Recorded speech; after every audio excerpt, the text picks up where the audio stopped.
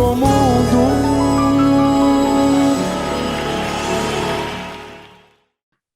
Alô, mundo! Olha eu aqui! Salve minha rapaziada paulista, minha rapaziada do mundo! Meu pessoal, mais uma quarta-feira para vocês desse nosso especial sobre o samba de São Paulo, para a gente contar as histórias, como diria Tadeu Caçula, um escambo de saberes. Muito boa essa frase que estou incorporando para o meu vocabulário ficar um pouco mais rico. Obrigado, Tadeu Caçula, por contribuir. E hoje, para contar um pouco de histórias dessa nossa terra, o cara que veio de lá do Embu das Artes, Grande São Paulo, o grave mais potente do samba, teve a passagem marcante pelo Grupo Dose Certa, agora está na sua carreira solo. Tem vídeo dele lá no Centro Cultural São Paulo, hein, pessoal? Vamos lá ver, vamos valorizar essa cultura, vamos valorizar esse nosso samba, sobretudo nosso samba aqui de São Paulo, que a gente negligencia tanto. Com muita honra, muita satisfação para trocar essa ideia com a gente, Jonatas Petróleo. Salve, salve, Vaguinho! Salve, mundo do samba brasileiro, mundial, estamos aí, hein? Samba enquanto entretenimento, mas principalmente samba enquanto manifesto, né? Enquanto atividade, ferramenta de transformação. Estamos aí. Sem dúvida alguma, o samba, já pela sua origem, já é um manifesto de resistência, né? Um manifesto de propagação de uma cultura que foi tão massacrada lá no seu início, no seu meio. Hoje tem um certo conforto, porque muita gente sofreu muito para pavimentar esse conforto, né, Jonathan? Perfeito, Vaguinho, perfeito. Fez uma linha do tempo interessante aí, né? Que é para que a gente analise, problematize, entenda, né, o tempo e espaço para contribuir com aquilo que foi de fato agregador nessa luta toda aí que você sucintamente descreveu para a gente agora. Sem dúvida alguma. Mas vamos lá, vamos conhecer um pouquinho mais de Jonatas Petróleo. Jonatas, andei pesquisando, andei vasculhando sua capivara e vi que você é filho de um importante sambista aqui de São Paulo. Conta um pouquinho da história aí, como começa a história de Jonatas Petróleo dentro do samba. Opa, gostei da alcunha que você deu ao Petróleo, hein? Ao Petróleo Fai. Maravilha. Bom, meu nome é Jonatas Machado Gomes, né? Aquele de Pia, como diz os antigos, mas o nome de batismo é Jonatas Petróleo. E, de fato, eu fui batizado numa roda de samba, que foi a roda do Samba da Vela. Era só Jonatas Machado e lá eu recebi o apelido de Petróleo. Eu nasci no bairro da Saúde, aqui no centro de São Paulo, e fui criado em Embu das Artes. Estou aqui há 37 anos. E, enfim, sou filho de uma mãe preta chamada Jussara Machado, educadora, militante, mulher de luta, minha referência maior, filho de um homem paulista, minha mãe, e filho de um homem preto de Minas Gerais, criado na região do Capão Redondo, chamado Jaci Felício Gomes, que já não está mais entre nós aqui, e que no Capão Redondo recebeu o apelido de Petróleo numa pelada, jogando bola e tal. E é uma outra referência minha já para o samba, né? Que meu pai cantava muito Bezerra da Silva, Partido em Cinco. E estamos aí, Vaguinho, para somar aí nesse papo. Né? Seu pai teve uma importância muito grande na disseminação de cultura também ali na região do Capão, né? Pelo que eu andei pesquisando, porque é uma região majoritariamente de imigrantes, né? A região ali do Capão. É muita gente que vem de Minas, que vem do Nordeste, e acaba se tornando, digamos assim, um quilombo, né? de culturas e de ideias, né? A região do Capão Redondo, assim como a região de São Miguel, na Zona Leste também, é mais ou menos essa ideia, né? Então, como é que foi para você ali crescer lá? Vamos para o Embu das Artes agora. Você cresceu lá no Embu das Artes, hoje tem uma feira de artesanato muito conhecida, mas que também é uma região afastada, a região está ali na parte zona sul da capital de São Paulo, e acaba se afastando dos grandes centros, que é da onde que acontecia os sambas. Como que para você o contato com o samba lá no Embu? Perfeito, ótima pergunta, Vaguinho. Houve um mapeamento aqui em Budas Artes, então você tem o centro, onde é a feira que você falou, que está perdendo bastante espaço para as outlets, né? Daqui a pouco vai ser em Budas Outlets, né? Se já não é.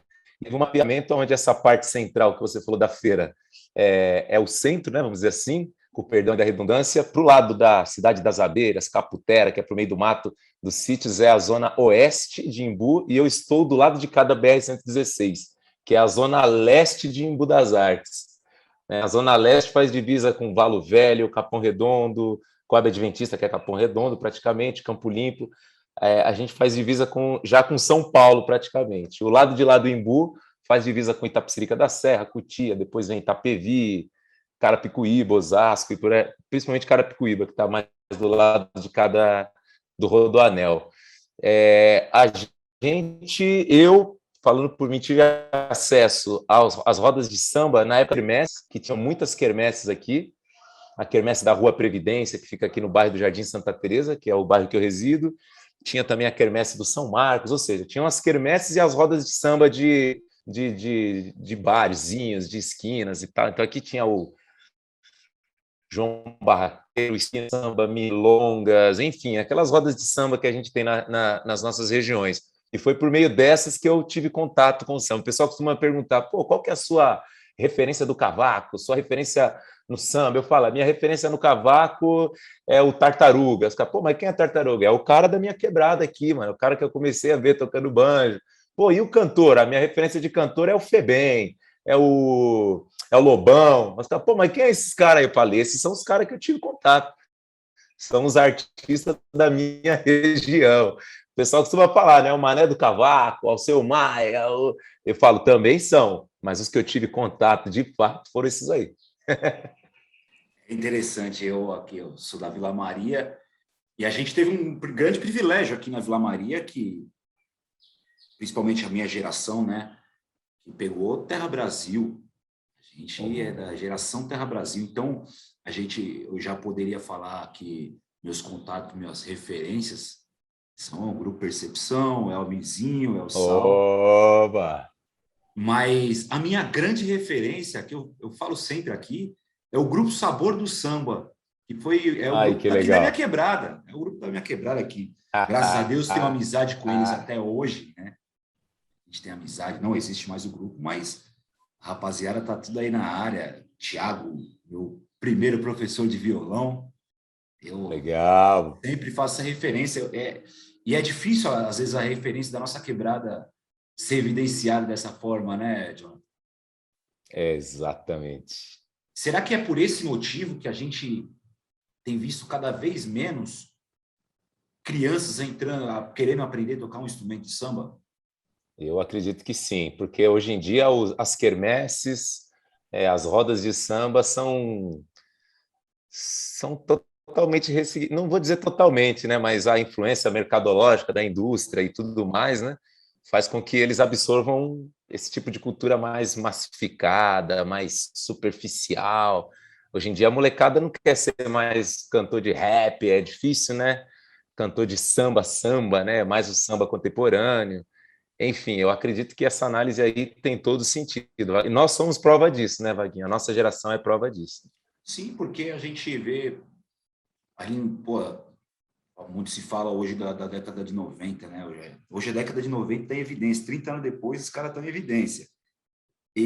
Só que Ah, ali era verdade. uma galera que começava muito cedo. Você via na rapaziada com 18, 19 anos, já estava no Faustão, no Gugu, Raul Gil. Quando não, o Thiaguinho do Pichote, com 7 anos, já estava lá com essa galera. Exato. E hoje a galera está vindo muito mais tarde, né? Tá 30 de 25 para cima, né? Então, é um reflexo que uma das análises que eu também faço a respeito disso é o custo-benefício, né? Um instrumento de samba não é tão barato. E se a molecada da quebrada tiver R$ 1.000 na mão, não vai comprar um cavaquinho, vai comprar um celular. E o celular você faz um beat de funk, aqui, ó, rapidinho. Então, eu Perfeito. acho que o samba precisa se reinventar um pouco para conversar com essa tecnologia, com essa com essa molecada. Cara, você tocou no ponto-chave que vai chegar no meu trabalho solo, entre aspas, daqui a pouquinho a gente vai falar, mas eu acho que eu acho não, né? Como diz o Noel, invadir quem acha vive se perdendo. Eu acredito que a comunicação com essa linha do tempo vai ser de extrema importância para essa malandragem do samba, porque a gente ainda vive uma nostalgia muito grande, né? Até os anos 90, dependendo sei lá, eu estou numa roda de samba, dependendo do que eu cantar, de anos 80 para 90, eu não atinjo uma parcela significativa do público, né, nas apresentações.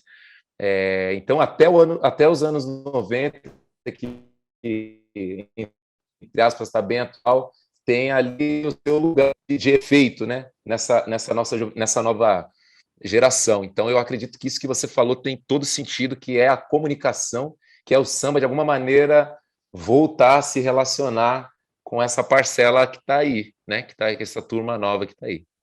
Está aí, está sedenta por grandes novidades, certo. Por conhecer, por conhecimento, né? A internet aí, graças a Deus, nos ajuda muito, auxilia muito nesses conhecimentos. Falando em conhecimento, você teve uma passagem muito marcante, Dose Certa. Dose Certa. Quantos anos de Dose Certa, John? Foram 8 anos, vai. 8. 8 anos de Dose Certa. Cara, é um grupo que modificou um pouco ali o que estava sendo feito na época, em termos de samba. E eu digo, sobretudo, no DVD. O DVD de vocês, a assinatura, tem uma particularidade que eu passei a reparar, não no primeiro contato que eu tive com ele, mas depois, e comecei a prestar atenção, ele foi um DVD para salão, né? Um DVD para dançar, DVD para baile.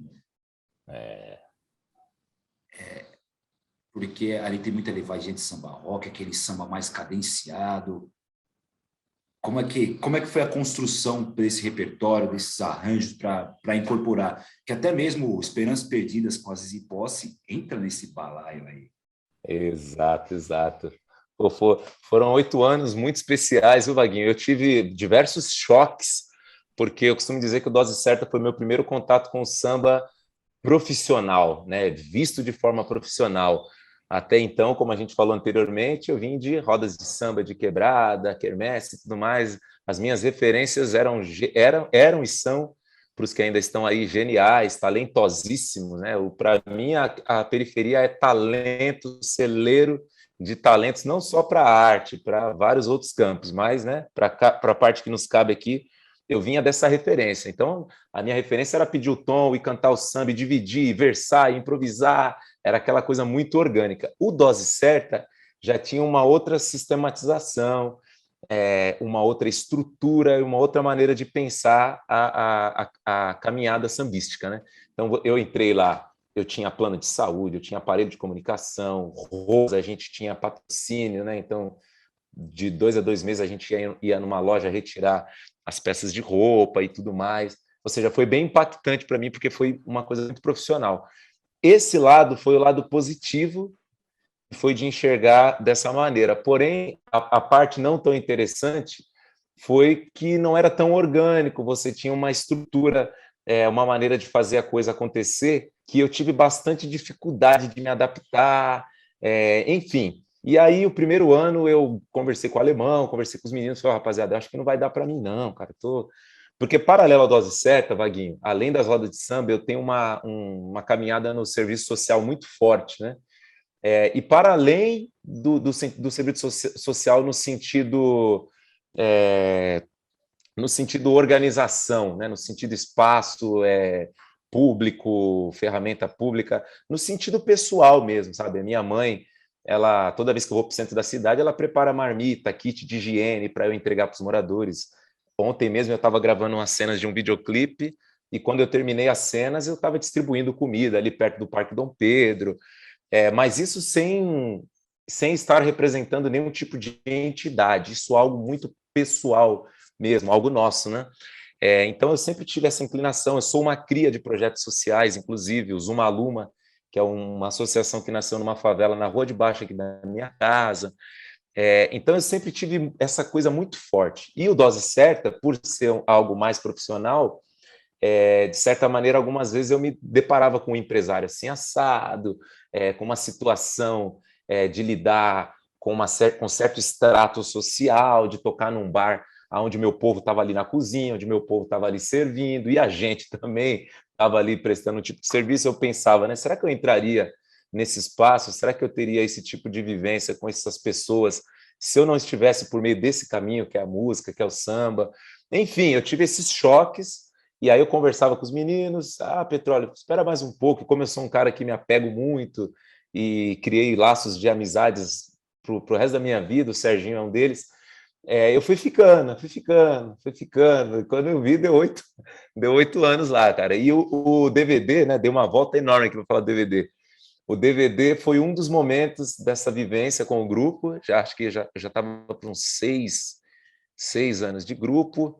E o Dose Certa tocou muitos anos no Bar Samba, na Rua Fidalga, um reduto de samba no modelo bar, né? Vamos dizer assim, reduto de samba no modelo bar, no modelo comercial, muito importante. Ali no final da noite aparecia o Esguleba, a turma da banda do Zeca, que foi fazer um show e deu um pulinho lá, o Seu Jorge, o Amigo Neto, o Mário Sérgio, a turma toda passava por lá. E todo ano o dono do bar, o Cícero, trazia uma grande referência do samba para comemorar o aniversário. Então, eu acompanhei Dona Ivone Lara, tive essa oportunidade. Enfim, inúmeros sambistas e referências que eu tenho. Quando o Dose Certa resolve gravar o DVD, se eu não me engano, a gente já não estava mais no Bar Samba. A gente já estava na noite, né? E como o Dose Certa saiu dessa esfera muito mais samba tradicional, quando a gente foi tocar na noite, a gente teve um outro choque, porque a gente se deparou, Vaguinho, exatamente com essa geração que não é a geração do samba. E aí, enfim, foi uma adaptação. Hoje o Dose Certa está mais adaptado para esse mercado, mas na época de transição foi bem impactante. E o DVD, para tentar resumir aqui, foi aonde o Dose Certa tentou, de certa forma, esse diálogo com a nova geração, sem perder a escola que ele já trazia, que é o Vitor na Mangueira, que é o Alemão com a questão instrumental, que é o Petróleo com a questão social, com letras politizadas, né, e tudo mais, críticas. E aí a gente tentou conciliar, e essa leitura que você trouxe é interessante, né? Que eu nunca tinha escutado. Um trabalho mais para salão, interessante. Eu não tinha visto por esse ponto de vista. Eu acho fantástico esse DVD. É uma das grandes obras do nosso samba 2010 para cá, é uma das principais obras, eu diria. Porque ali vocês mesclam, como você bem falou, o tradicional com o mais contemporâneo, mas com participações até com as participações dizendo isso, né? Porque vocês trazem Mumuzinho com Zizi Posse. É um vínculo, né, do tradicional contemporâneo que é muito efetivo, que é muito bem feito, muito bem construído, né? Então, Dose Certa, assim, sem dúvidas, é um dos principais grupos que temos na história. Seja o tempo que ele permanecer enquanto grupo, mas ele sempre vai permanecer enquanto história, né? A partir do momento que tem um registro tão precioso como esse, ele permanecerá. Você saiu do Dose Certa. Que assim seja, Vaguinho. Aí você sai do Dose Certa, vai para o seu trabalho solo. Antes do seu trabalho solo, como é que é esse trabalho social? Essa ONG, você disse que é fruto de trabalho, de projeto social. A gente já teve a honra de ter a Silvane Sivuca aqui, que hoje é da banda lá do Caldeirão do Hulk, que é também da banda do Emicida, que também é fruto de projeto social, e a gente vê nisso a importância que tem os projetos sociais para uma comunidade.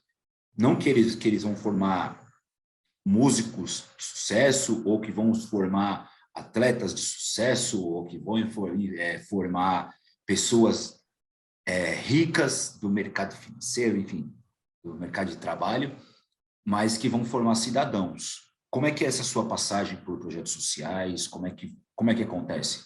Maravilha. Eu tenho 2 grandes projetos sociais. Tem alguns que eu tive a oportunidade de conhecer e até atuar, mas eu tive 3, vai. Eu vou citar 3 muito importantes na minha caminhada. O primeiro foi o Zuma Aluma, que Zuma Aluma é Zumbi, Malcolm X, Luther King e Mandela. O fundador do Zuma Aluma era do movimento hip hop. Hoje ele é um muçulmano, ele se converteu ao Islã, que é o Kaabe Al-Qadir. Na época era o Vulto, né? O apelido dele no rap e tal. E ele fez parte da organização Xiita, que era um conjunto de rap da época. Depois ele criou o Diagnóstico. E nessa época do hip hop, ele decidiu criar uma biblioteca num espaço meio abandonado dentro da favela, que é a favela do Inferninho, conhecida popularmente, mas é a favela do Jardim Santarém, que fica aqui no Jardim Santa Teresa. Ele pega esse espaço, junto com outros irmãos na época do grupo, do movimento hip hop, e funda a Biblioteca do Inferninho, que depois virou a Biblioteca Zuma Aluma. Lá ele oferecia literatura, depois chegou uma época que ele ganhou os computadores, então o pessoal também teve acesso à informática, mas principalmente literatura era o forte. Tinha uma biblioteca imensa no Zuma Aluma. E eu participava quando era moleque, indo lá nas festas para comer doce e tal, brincar, descia a viela de casa e ia para lá. Depois de um tempo trabalhando no centro da cidade, eu passei eu estava trabalhando na 7 de abril, no centro da cidade, meio chateado, sem muita perspectiva de vida, e aí eu encontrei o presidente do Zuma Aluma, no bairro, a gente trocou umas ideias e tal, estava com a sacolinha de goiaba, que eu gosto de suco de goiaba, fazendo que eu tomo. Estava com a sacolinha de goiaba, aí ele falou, como é que tá a vida aí, a caminhada nos pagodes? Eu falei, Vutão, tô meio desanimado, tô lá no grupo, lá com os caras, mas sempre tocando a mesma coisa, não sei o que e tal. Ele, vem trampar comigo no Zuma. Aí eu falei, Ele falou, demorou, vamos lá. Aí cheguei para trampar com ele no Zuma Aluma, acho que nessa época eu já tinha saído do trampo, e aí era isso, era limpando o chão, às vezes os nóia entrava, fazia necessidade fisiológica dentro do espaço, a gente ia lá, chegava no pessoal que comanda a favela para trocar uma ideia, para tentar colocar disciplina, não sei o quê, e fazia festa, eu dava aula de cavaquinho, porque eu já estava estudando bastante. Então eu comecei como professor, passei para coordenador, a gente desenvolveu inúmeras atividades no espaço. Depois o Zuma Aluma sai da favela, vai para o centro do bairro do Santa Teresa, e ali a gente continuou fazendo diversas atividades. Esse bairro que eu moro, Vaguinho, ele é o bairro de maior colegiado político. Então, na época de eleição, os políticos vêm babando e tal. E aí o pessoal sempre colava no Zuma Aluma. A gente, apesar de uma hora ou outra tentar estabelecer alguma relação, a gente nunca teve nenhum vínculo com partido A, B ou C. A gente separava as coisas, né, até onde fosse interessante para o nosso projeto. Enfim, foi o lugar que me fez, que me transformou enquanto artista, enquanto cidadão, enquanto ser humano.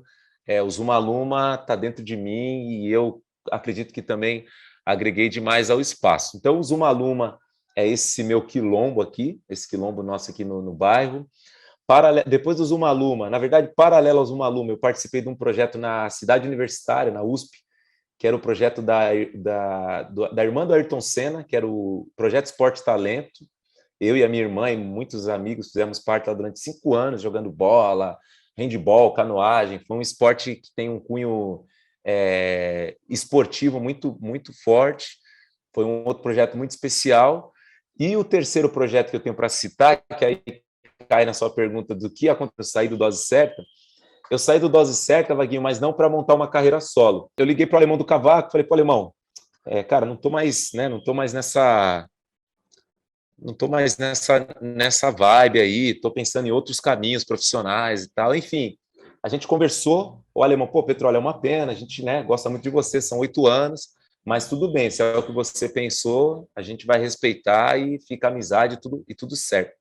Então eu saio do Dose Certa, e aí eu fui convidado por um amigo para dar aula num projeto social ali na Marginal Tietê, na Marginal Pinheiros, desculpa, do lado do shopping Cidade Jardim, aquele shopping, monumental, que de certa maneira expropriou uma parcela grande da comunidade ali do Panorama, ali chama Jardim Panorama, né? Ali do lado daquele shopping moderníssimo, né? Tem gente que mora em barraco de madeira e rua de terra e o bagulho é louco ali. E aí eu fui dar aula no CCA, né? Fui dar aula no CCA.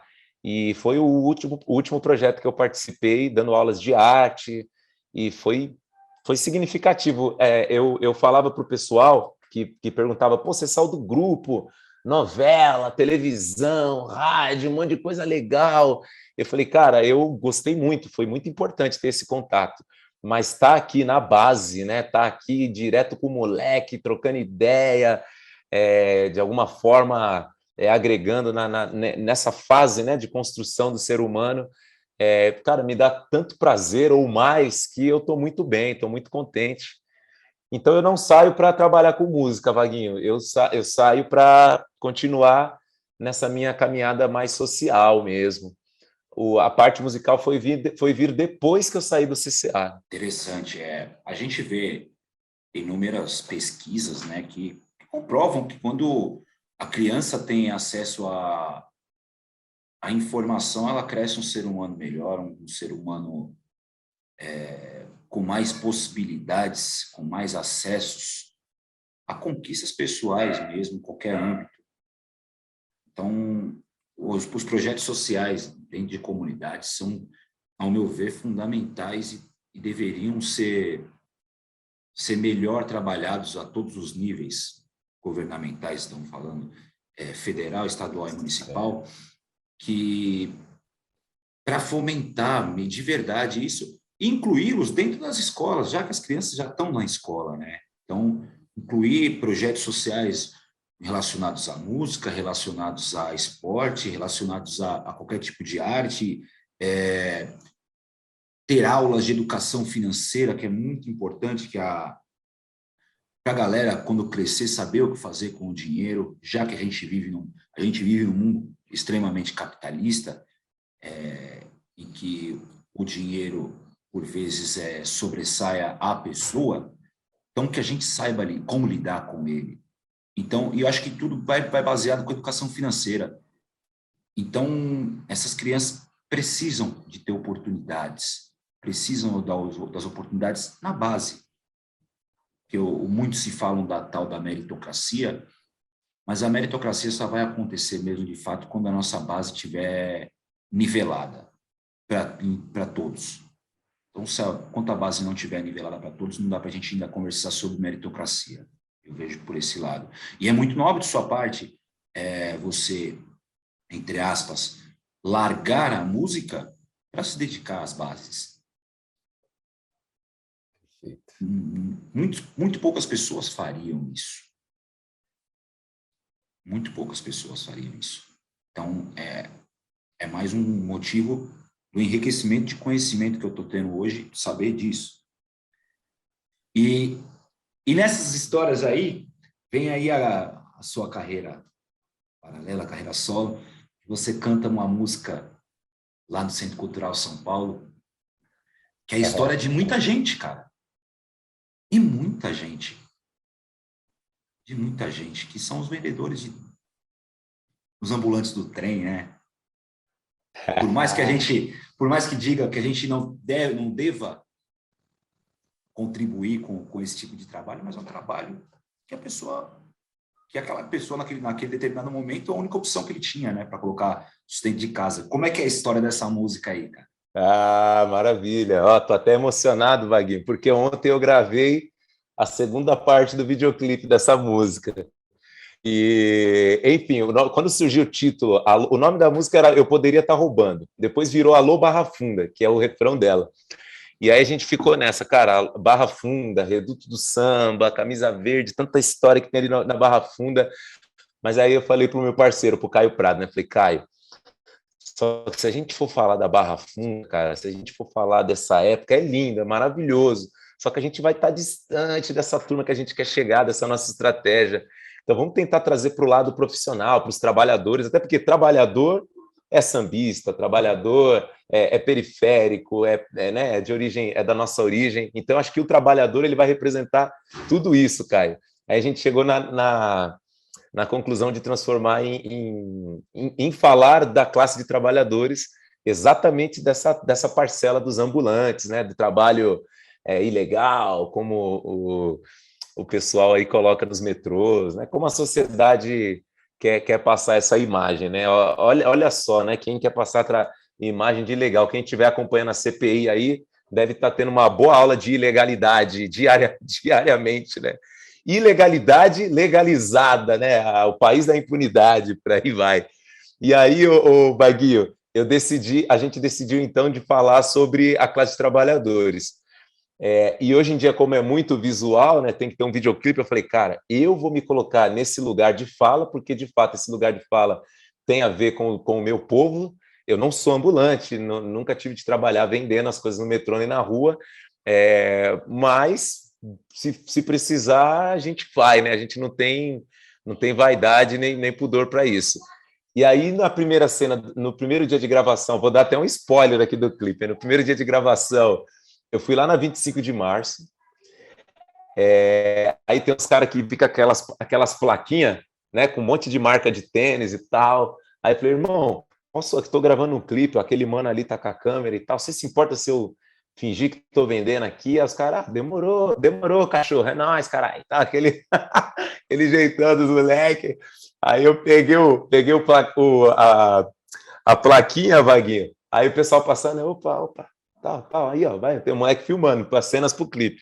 Aí na hora que deu um intervalinho, o moleque falou, ô cachorro, mano, você tem que chamar o povo, caralho, tem que chamar no grau, mano, você tá muito aqui e tal, pô, senão você não vai vender nada. Ou seja, os moleques me dando uma aula de marketing, de venda, de postura. Ou seja, ali para mim não são vendedores, ali para mim são profissionais do ramo das vendas, ô Vaguinho. Eu tô rindo aqui, mas não tô romantizando. De fato, a turma ali é violenta. Aí eu fui para Santa Efigênia, aí não sei se você manja aqueles caras que tem aquele monte de caixinha de gatunete, fica colado uma na outra. Aí eu peguei também as caixinhas, aí eu já estava mais malandro, né? Falei, opa, irmão, tem coragem aqui e tal. Os caras, não, obrigado, não sei o que. Eu falei, da hora, primeiro dia de gravação. Aí ontem eu fui vender coisa no trem. E o letreiro aqui, ó, não incentivem o comércio ilegal nas plataformas. Na hora que parava, opa, quer um chocolate aqui? Quer uma pururuca? E o pessoal preto, né? A gente tem esse estereótipo. Então o pessoal abraçou que eu estava realmente vendendo. Só quando via a câmera que via que realmente se tratava de um trabalho cultural e tudo mais.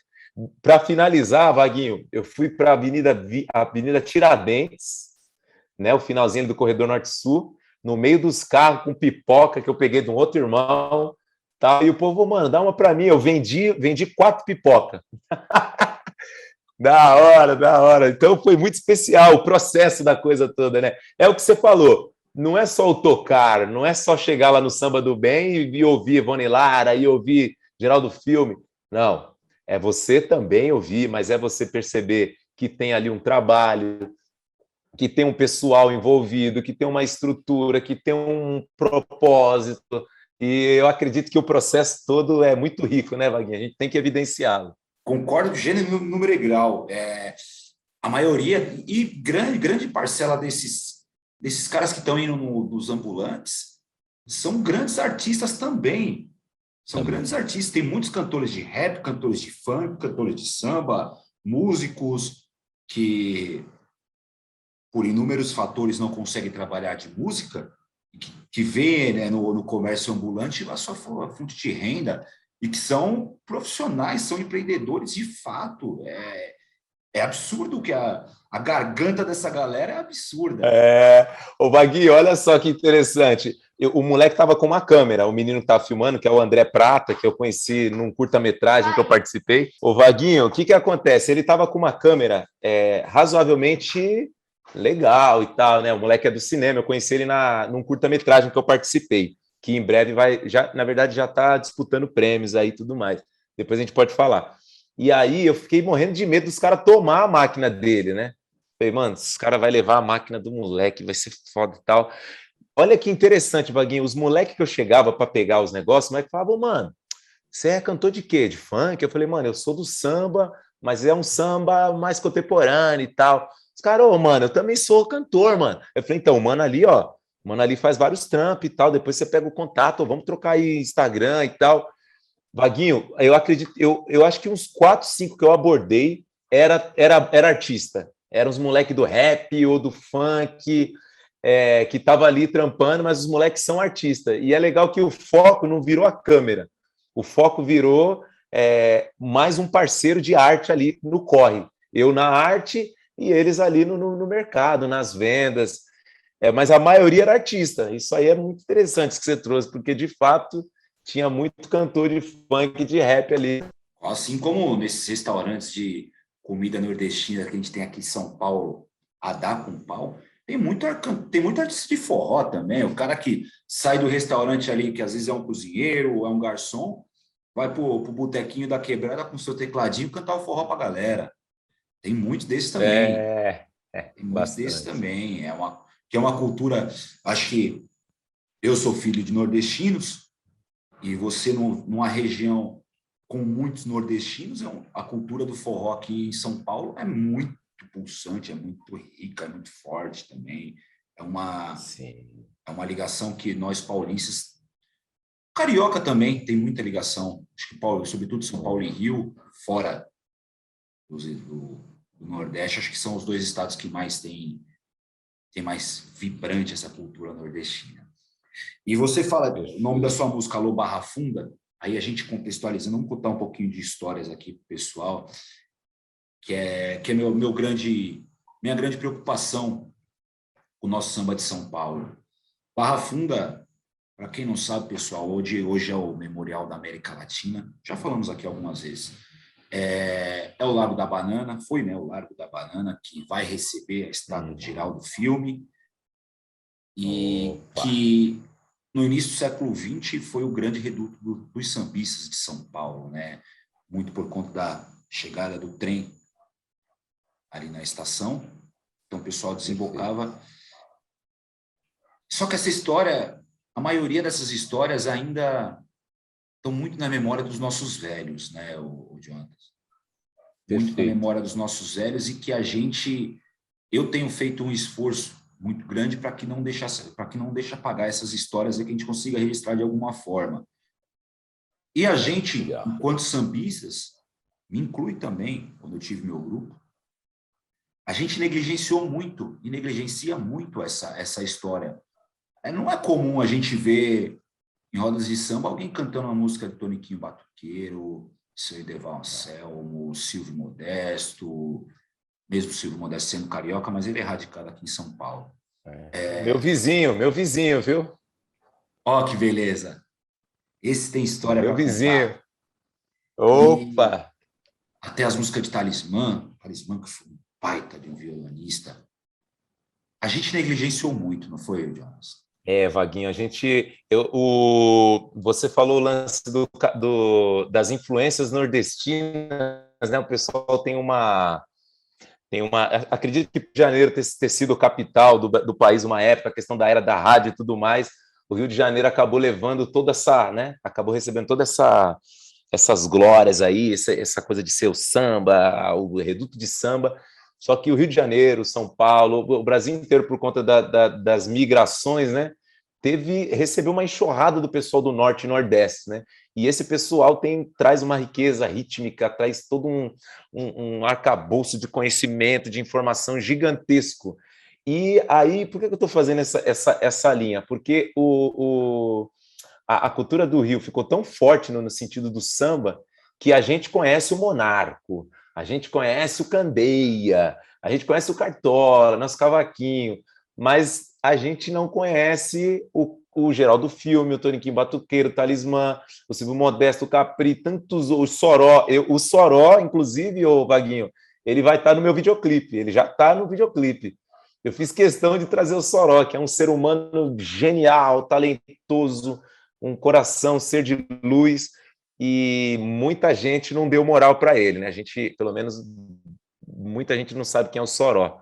E é isso, a gente não tem acesso a isso. Eu não sei, Vaguinho, não sei a sua opinião, eu não sei se isso é uma negligência proposital da nossa parte, se a gente foi tão invadido dessa coisa do Rio que a gente acabou não tendo espaço para os nossos. O seu Moisés da Rocha o Moisés, o Evaristo, os programas que tinham foram, de certa maneira, uma saída para a gente tentar chegar nesse pessoal, como eles estão até hoje, mas ainda assim o Rio veio muito forte, né? Sei lá, talvez seja por isso que a gente não conseguiu ter muito acesso a esse pessoal aí. Não Sim, sei. o seu Moisés da Rocha falou aqui para a gente, mais ou menos, por esse caminho, né? Por conta da Rio de Janeiro ser a capital federal, por muitos anos, detentora, tinha a Rádio Nacional na época, que disseminou muita Exato. coisa, e um outro lance era que os pretos também não tocavam no rádio aqui em São Paulo. O rádio não era lugar para preto aqui em São Paulo, por muitos anos. Olha aí. E isso é muito grave. Mas, e um outro parênteses que eu faço também, aliás, antes de fazer esse parênteses, o Capri que você citou é o grande parceiro do Amig Neto, não é isso? Tem muitos sambas do Amig Neto com Capri. Muito, muito. O Silvio Modesto mora no São Judas, que é um bairro de Tabuão do lado aqui, 15 minutos da minha casa, e o Capri está morando no Jardim Marizal, que é Campo Limpo, perto de Taboão da Serra. Então, eu, felizmente, tive a oportunidade de conhecer os dois, tenho parceria com os dois. Juntamente com o Fialho, a gente foi parar lá no Morro do Cantagalo, Pavão e Pavãozinho com os dois, e tivemos a oportunidade de conhecer um pouquinho da história, alguns compositores do Bezerra, que a gente fez amizade posteriormente. Então, os dois estão aqui. O Capri é exatamente assim, do Baixinho Juriado, Roberto Capri, Baixinho Juriado, entre outros sucessos, vários, né? Vários sucessos, principalmente com o Amig Neto. Se eu não me engano, tem a música Rendição, os mais belos sambas do Amig Neto é do Capri. Exato. Se eu não estou enganado, é Adalto Magalha, Capri e Amig Neto essa música. Exatamente, Adalto, eu acredito que sejam esses três aí. Esse samba é um dos mais lindos que o Amig Neto já fez, ou que ele cantou. E um outro paralelo que eu faço é que aqui em São Paulo a gente não tem muito apego às escolas de samba. Por que eu digo isso? No Rio de Janeiro é mais evidente o artista, o sambista falar: eu sou de tal escola, eu sou de tal escola, eu sou de tal escola. Principalmente quem é Mangueira e quem é Portela, né? E Império Serrano, que são, acho que creio que são as mais tradicionais. E aqui em São Paulo a gente não tem muito, a não ser quem é do Vai-Vai, quem é do Camisa. Eu acho que as escolas de samba ter se afastado um pouco do samba enquanto escola, enquanto ensinar, enquanto lançar compositores, enquanto...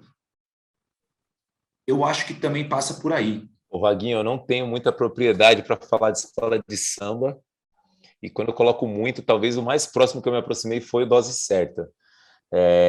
Eu precisaria dar uma aprofundada, mas assim, o Rio de Janeiro, territorialmente, né, geograficamente, ele é muito menor que São Paulo, consequentemente a aglutinação é maior, e eu acredito que geralmente morro está muito ligado, a escola de samba está muito ligada a morro, né, barracão, tem toda essa relação. Eu, por exemplo, sou de Embu das Artes, aqui eu nunca ouvi falar de uma escola de samba, o mais próximo, sei lá, de repente era o Vai-Vai, né? Na época que não tinha Rodoanel, que a gente, para chegar na cidade, tinha que ir pela Regis Bittencourt e a Avenida Francisco Morato, depois 9 de julho, né? Passando da ponte, acho que o mais próximo seria para a gente Vai-Vai,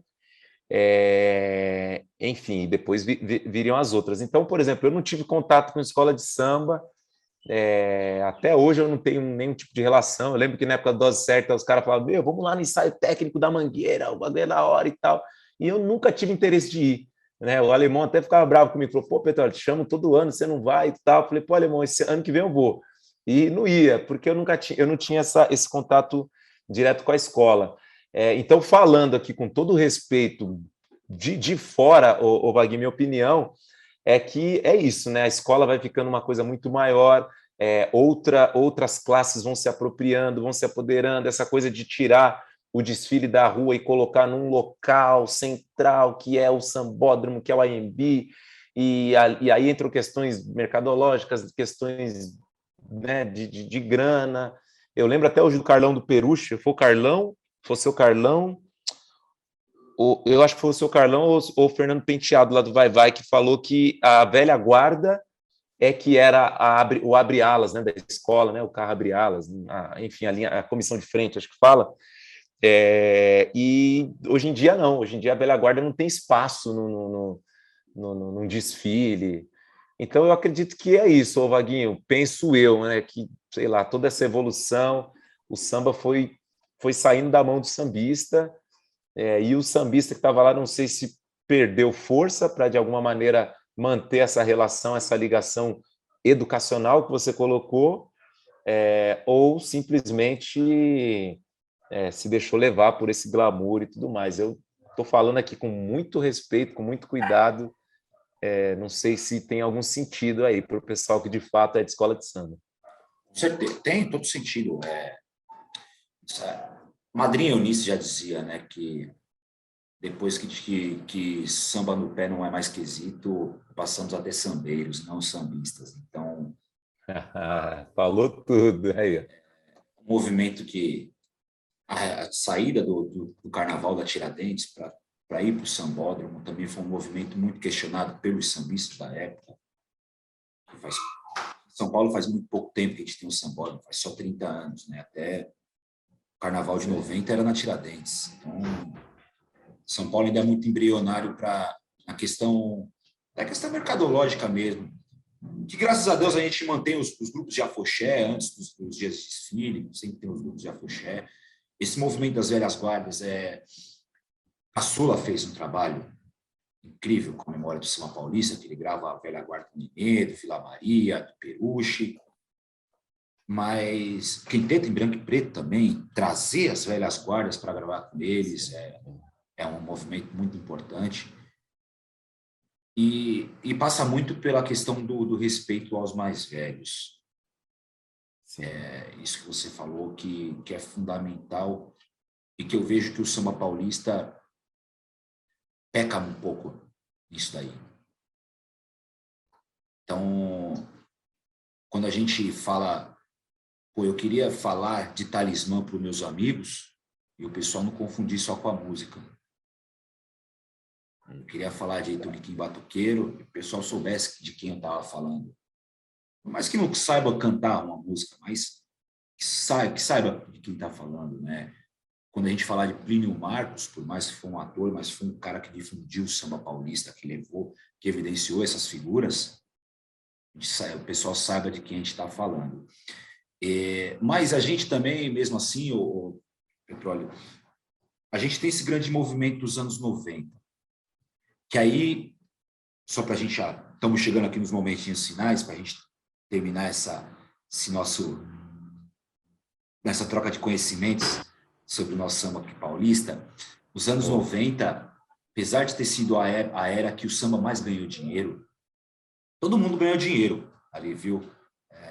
E muita gente que não era dessa mesma identidade, vamos dizer assim, dessa mesma vertente de samba, também ganhou dinheiro pra caramba naquela época, impulsionado por essa galera. Mas Netinho de Paula, sempre que pode, que sempre que lhe é perguntado, e que eu faço as palavras deles, as minhas, sobretudo ali na TV, quando iam para a TV, era preto de periferia tocando música preta. Então, aquele moleque da periferia se sentia representado. Eu acho que essa é a grande contribuição, ao meu ver, dos anos 90 para a sociedade de uma forma geral, porque possibilitou que muitos desses pretos periféricos, ou então filhos de nordestinos, que talvez não teriam outra alternativa senão a música, de ascender socialmente, se não fosse essa identificação que eles causavam. Como que você interpreta essa relação noventista? Perfeito. Toda vez que eu vou falar da geração 90, eu começo pelo 80, né? A gente já até falou um pouquinho aqui sobre isso, mas a gente tem que começar pelo Moisés da Rocha. Na verdade, a gente tem que começar do início mesmo, né? Com todo mundo que veio atrás, mas para fazer esse recorte, a gente tem o seu Moisés, que lançou a coletânea, que veio o Zeca, a Issé, a Jovelina, a turma toda lá. E por meio do Moisés, o pessoal começou a ter acesso, né? Porque antigamente não tinha MP3, não tinha YouTube, não tinha nada disso, a gente tinha que colocar na rádio para conseguir ver. Então, dos anos 80 para 90 foi aquela explosão, o pagode começa a ganhar essa notoriedade, esse espaço todo. E o que eu acho interessante, Vaguinho, além de estar na televisão, além de ser preto, além de ser periférico, eu gosto muito de chamar atenção para os nomes que os grupos tinham, né? Que é Catinguelê, tem a ver com a relação com a capoeira, né? Se eu não me engano, é o menino mais novo da capoeira. É o Soweto, que é um bairro lá da África do Sul. Só preto, raça, negritude, como você citou, Netinho. Isso aí também tem um peso muito grande, né? Tem uma relação aí étnica, né? Antropológica, social, política muito grande, né? Então, os anos 90, por mais que eu problematize muito no que diz respeito, por exemplo, a posturas, no que diz respeito ao que você falou anteriormente, que eu concordo também, gênero e grau, que é a questão de se relacionar com o dinheiro, né? Eu tenho contato até hoje com alguns grupos, alguns integrantes de grupos dessa época que me falam: pô, Petróleo, se eu tivesse tido consciência, hoje eu estava rico, hoje eu estava com o meu negócio. E os caras tá aí, muitos estão fudidão, né? Estão zoadão e tal. Hoje os caras entendem essa questão, que eu também procuro entender, que não estavam prontos, né, para lidar com tanta grana, com tanta cifra, com tanto sucesso. Então eu não deixo de problematizar, porém eu não deixo também de enaltecer e reconhecer, Vaguinho, como você colocou aí, a questão da representatividade, da ocupação de espaços, e da transformação na vida de cada um deles, né? Mesmo que, infelizmente, de forma efêmera, uma vez que eles não conseguiram administrar, né? Esse sucesso todo. Mas, é isso, sem dúvida nenhuma. E eles pavimentaram para que, continuaram pavimentando o terreno para que hoje a gente pudesse estar aqui falando de samba ainda, para que a gente não virasse um ritmo folclórico, para que a gente continuasse levantando essa bandeira, porque o samba ainda é resistência, sobretudo é resistência o samba. Os anos 90 são elementos dessa fundação firme que a gente tem aí, né? Que, como diz o Luiz Grande, balança, mas não cai, né? Mas o fundamento está ali, o fundamento está firme. Os anos 90 fizeram parte dessa argamassa. Com certeza, com certeza.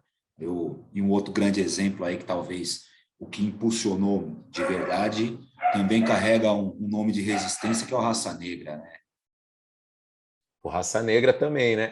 Principalmente o nome, Raça Negra, para mim, já quando o pessoal quer problematizar o Raça Negra, eu falo, legal, a gente tem que sim problematizar, porque é aí que a gente cresce e não repete os erros. Mas só o nome já é uma porrada, né? Pau, Raça Negra. Apesar da questão raça, né? Apesar da questão raça, que tem toda uma questão de domínio histórico e tal, mas, enfim, a gente entende o que eles querem dizer quando eles colocam o nome Raça Negra, a representatividade do nome. Petróleo, aqui foi muito maravilhoso para mim. Infelizmente, estamos chegando aqui igualmente, Vaguinho. Mas meu convidado se despede de mim tão fácil, não. Alô, mundo, a gente divide os momentos finais em 3 partes. Não vale samba seu, hein? Petróleo, se você tivesse o poder da caneta, que samba que você gostaria de ter feito? Nossa, hein? Tem um do Geraldo Filme, a gente falou muito de Geraldo Filme, que é o Samba de Pirapora. É um samba genial. Tem também o Vai Cuidar da Sua Vida, de Geraldo Filme, que eu acho genial, que eu também sou fã demais. Toniquinho Batuqueiro, Marra do Mourão, também gosto demais. É tanto samba, hein, vai, vamos ficar com esse do Geraldo Filme, vai, Samba de Pirapora. Terceira vez que ele é citado. Já pode pedir mostrar para o Schmidt. Legal, boa. É uma grande representatividade do samba de São Paulo. A gente teve a honra de trazer aqui o João Mário Machado, que é um dos resistentes lá do samba de Pirapora, da comunidade Cururuquara. Grande beijo para esse amigo. Grande. Segundo momento, Jonatas Petróleo, qual o recado que você daria para o mundo? Uau! Pro mundo. Alô, mundo, né? Alô, mundo. Já é o título aí do programa. Olhe para o próximo, olhe para o próximo assim como você olha para o seu filho.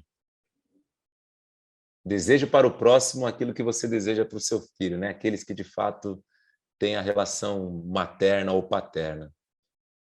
Acho que eu diria isso hoje. Por fim, os meus agradecimentos. Petróleo, quando eu cheguei aqui até o seu nome, a gente vai pesquisando a obra, vai pesquisando os trabalhos. A gente vê que não é só um samba, não é só a música que está intrínseca no seu conhecimento.